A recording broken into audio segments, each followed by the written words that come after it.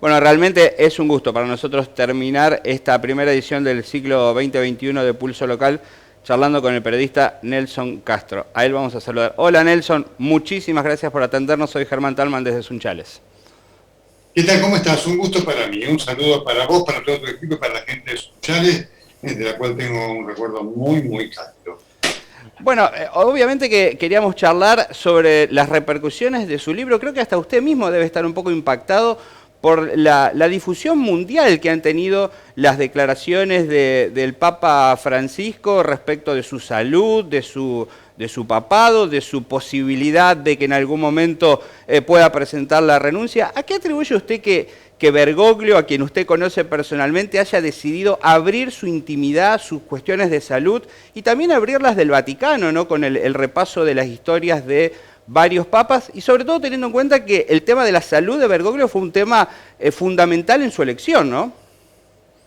Bueno, efectivamente, mira, es una pregunta que siempre me hice.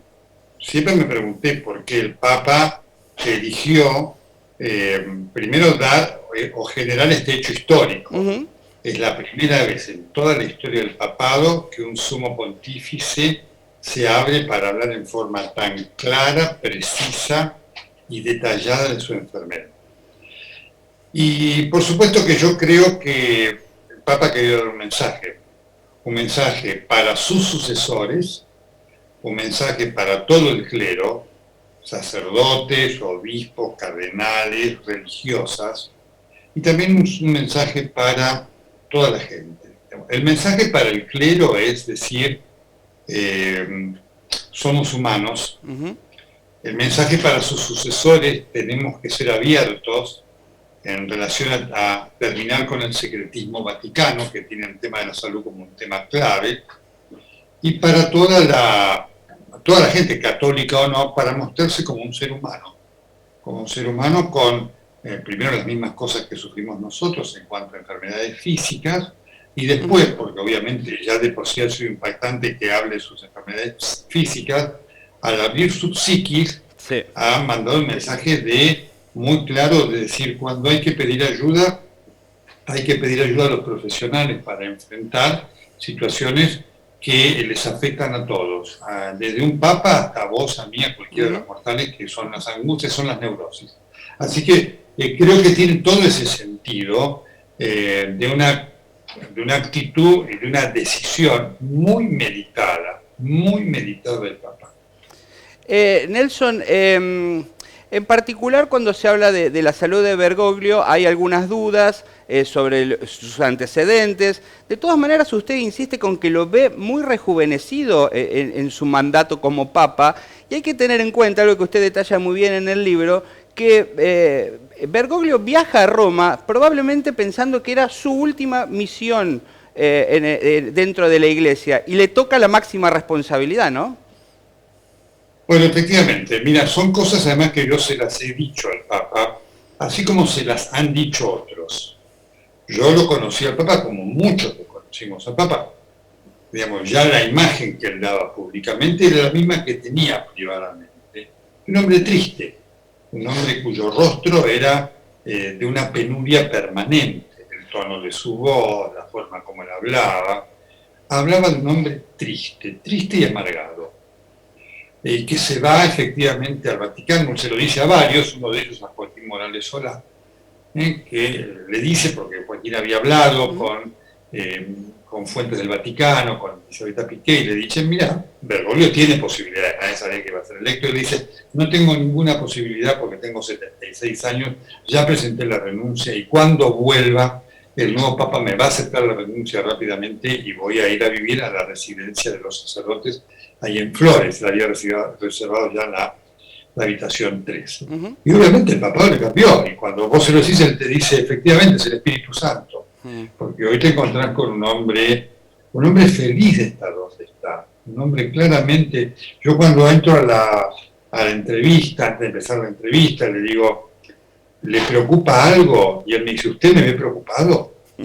Me dice, me estoy ocupando, tengo mucho de qué ocuparme. Preocupado, no. Y eso es lo que se ve en su rostro. Y fíjate vos que si ves el rostro de él en el viaje a Bagdad, aún mismo que reñaba un poco más, porque eso lo explica muy bien el libro, tiene pie plano que le produce a veces una ciatalgia, y le había tenido una cuando está con sobrepeso, vos lo ves con un rostro juvenil y demás, que por supuesto le puede pasar un imponderable como a cualquiera de nosotros mañana, ¿no es cierto? Pero está con un rejuvenecimiento que es claro, evidente y manifiesto, y que él reconoce.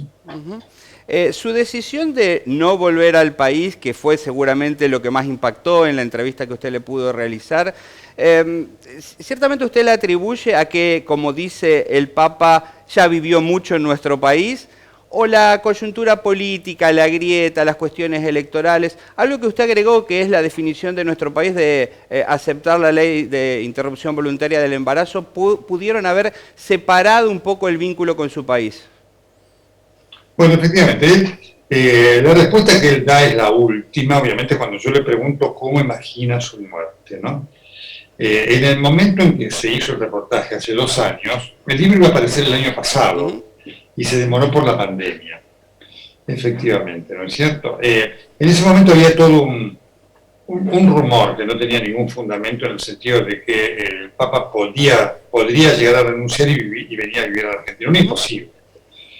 Por eso, digamos, la pregunta, ¿no?, de cómo imagina su muerte, que además él lo responde espontáneamente, porque si él no hubiera respondido, yo le hubiera preguntado, él me podría haber dicho, bueno, imagino morir así, yo le hubiera preguntado dónde, pero él responde, y claramente cuando él dice no vuelvo a la Argentina, es no vuelvo a morir a la Argentina. Yo puse la respuesta textualmente, y después aclaré que efectivamente él no se refería a no visitar la Argentina. Así que yo lo aclaré, y finalmente lo terminó aclarando él, en ese gesto extraordinario que tuvo de hablar del libro, de mi persona, en el vuelo de vuelta de Bagdad ante una platea mundial, confirmando cada renglón del libro y confirmando cada una de las cosas que yo había dicho. Así que si él va a visitar Argentina o no, yo creo que ni él mismo lo sabe. De hecho, han pasado 2 años, fíjate, de la entrevista, y todavía no ha vuelto, y no parece que una visita a la Argentina, digamos, despunte, por lo menos en el horizonte inmediato, ¿no?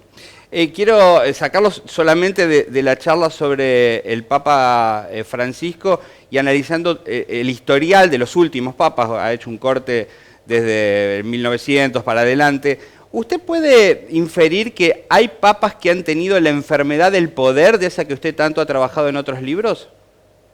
Sí, por supuesto, por supuesto. Y esto se ve claramente, ¿no?, en el sentido de ¿no?, y de verse afectado por esto que es el síndrome de Ubris, eso de sentirse el centro del mundo, ¿no? Y hay uno de ellos, dos de los más claros son León XIII y Pío XII. Sin duda, allí aparecen personalidades. León XIII es una personalidad muy fuerte, de un papa muy importante, que produjo ni más ni menos que la Rerum Novarum, que fue la encíclica que abrió, yo te diría, la doctrina social de la Iglesia, y Pío XII porque él se creía que era un rey, un príncipe, el último papa príncipe. Él se creía que era, más allá de que era un hipocondríaco y excéntrico en la cura de salud, él se creía que era el centro del mundo, ¿no? Así que sí, claramente eso existe, porque finalmente, y esto lo muestra muy bien toda la historia, son hombres, y el papado es además, el papa es un jefe de Estado, y está sometido a todas las vicisitudes que la vida política, digamos, exhibe y presenta frente a un ser humano. Nelson, lo vamos a aprovechar para un par de preguntas de actualidad. Usted ha sido muy crítico del manejo de la pandemia, del sistema de vacunación, por supuesto tratando de aportar o de dar una mirada para que esto efectivamente sea un poco mejor. Lo que parece ser ahora con esta incipiente segunda ola es que hay una sensación de alarma, de alerta o de preocupación que es incluso mayor a lo que vivimos hace un año. Por lo menos esa puede ser alguna lectura. ¿Esto a qué se debe? ¿Es efectivamente así? ¿Hay algún condimento de especulación porque no se pudieron hacer las cosas que se querían hacer, porque el proceso de vacunación no es lo eficiente que se quería? ¿Hay alguna cuestión electoral también pensando en que estiremos estos plazos? ¿Cómo lo ve usted? Es muy importante tu pregunta. porque una de las cosas que está ocurriendo, yo lo comenté el otro día y se enojaron mucho, esto es lo que hacemos los periodistas, ¿no? Hay mucha gente que no cree Claro. que esta segunda ola sea esta gravedad, y es un verdadero problema. Esta segunda ola es grave, es más grave, ¿por qué? Porque el nivel de contagiosidad es más alto. Claramente, vos fijate que en 2 semanas Sí.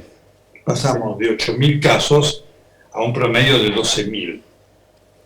Esto en la primera ola había demorado semanas en ocurrir, y acá ocurrió en 20 días. Entonces, efectivamente, estamos frente a una segunda ola mucho más contagiosa como ocurrió en Europa. Pero claro, las cosas mal hechas por el gobierno, una cuarentena muy larga en la cual no se flexibilizó adecuadamente cuando se podía flexibilizar, las actitudes de las autoridades, digamos, haciendo cosas diferentes a las recomendadas a la gente, y obviamente las mentiras, ¿no?, a propósito del proceso de vacunación. Eso ha generado esa combinación explosiva, esta actitud de rechazo de mucha gente. Y el gobierno es consciente de esto, por eso no está aplicando restricciones que deberían aplicarse, por lo menos por 15 o 20 días. Pero el gobierno ha perdido esa capacidad, esa autoridad moral, porque la única manera que podés hacerlo es convenciendo a la gente. Bueno, podés poner un policía en cada casa. Claro. El gobierno ha perdido esa autoridad moral y por eso está en este ida y vuelta con los gobernadores que dicen, ¿y yo qué hago con esto? ¿Por ejemplo? Pero es efectivamente esta conjunción de hechos la que quita elementos para enfrentar esta segunda ola con la gravedad que esta segunda ola tiene. Nelson, ¿usted está decepcionado por el estilo de gestión de Alberto Fernández? ¿Esperaba más respecto de su objetivo de cerrar la grieta? Este tironeo entre las fuerzas internas, las diferencias internas que son evidentes, no poder acordar con la oposición, digamos, digo, casi sacándolo de su rol de analista político, desde lo personal casi, ¿esperaba más de la conducción de Alberto? Absolutamente, yo estoy absolutamente decepcionado, porque esto lo hablé con él. Cuando él era candidato hablaba conmigo, ahora que es presidente, como pasa con todos los presidentes, no. Y sé que está enojado, así que bueno, eso es. Yo lo hablé con él, pero además lo hablaron varios, yo, está grabado además, cuando él dijo, no, yo voy a hacer otra cosa, no voy a hacer el títere de Cristina, vengo a solucionar la grieta, digamos, volvimos para ser mejores. Entonces, yo tuve expectativas de que él cumpliera con eso, porque digo, hay aquí un hombre que vivió lo que era el poder, vivió lo que era el fracaso del kirchnerismo, lo criticó con dureza, digo, alguien que, y que además, a diferencia de lo que muchos creen, tiene su cuota de poder, porque si bien Cristina aportó 34-35% de los votos, el resto los aportó Alberto Fernández. Y sin esos votos, que significan los votos de masa que Alberto Fernández trajo, y de los gobernadores, Cristina no hubiera ganado. Así que, por supuesto que él tenía la posibilidad de hacerlo, y no lo ha hecho. Y cuando él se enoja, porque dice, no soy un títere, lo es, porque en los hechos fundamentales se está imponiendo la agenda de Cristina, que no era la que él prometió. Por eso yo soy muy crítico de Alberto Fernández, hablo de su mentira y de lo que esto significa lamentablemente como fracaso para su gobierno y para el país. Más allá que después pueda ganar elecciones. Claro. Son dos cosas absolutamente distintas. El kirchnerismo como tal, así como lo fue el macrismo, en sus concepciones, son sinónimos de fracaso. ¿Qué va a pasar con las elecciones, Nelson? Mira, yo espero que se haga normalmente. Es muy interesante cuando el gobierno pide la postergación de las PASO, porque eso significa entonces que el plan de vacunación del cual habla el gobierno no se va a cumplir. Esto es evidente. Si se cumpliera el plan de vacunación, para agosto estaríamos ya 30 millones vacunados y demás. Claramente el primer elemento que hay que decir es que hay aquí un gobierno que también miente. Cuando dice que para agosto van a estar todos vacunados, bueno, ni el mismo gobierno lo cree, porque si estuvieran todos vacunados, no hay necesidad de suspender las PASO. En otros países se votó en la pandemia, y la votación no arrojó un aumento de la pandemia. Entonces, además, cuando se conoce la realidad, ¿no? Porque uno puede entender, bueno, se postergan las PASO para ver, la postergación de las PASO tiene como máscara un factor epidemiológico, pero tiene como sustrato el temor que tiene el gobierno y los gobernadores de perder. Ha sido usted muy amable. Recomendamos la lectura de su libro La salud de los papas, que ciertamente a veces es difícil conseguirlo porque es uno de los más vendidos. Le ganó Macri en la venta en estas semanas con su primer tiempo, pero ha sido uno de los más vendidos en estas últimas semanas, estos últimos meses. Lo recomendamos y la próxima vez lo invitaremos a tocar el piano, Nelson, aquí en nuestros estudios. Bueno, muchísimas gracias. Gracias a ustedes por la generosidad, por el interés. Estamos muy felices con la repercusión nacional y mundial del libro. Y así que muy agradecidos con la gente, agradecidos con ustedes y que hayan dedicado estos minutos. Te mando un saludo para toda la gente del canal y para toda la gente de su chat. Muy amable, un lujo para nosotros, un gustazo. Gracias, querido, que estés muy bien.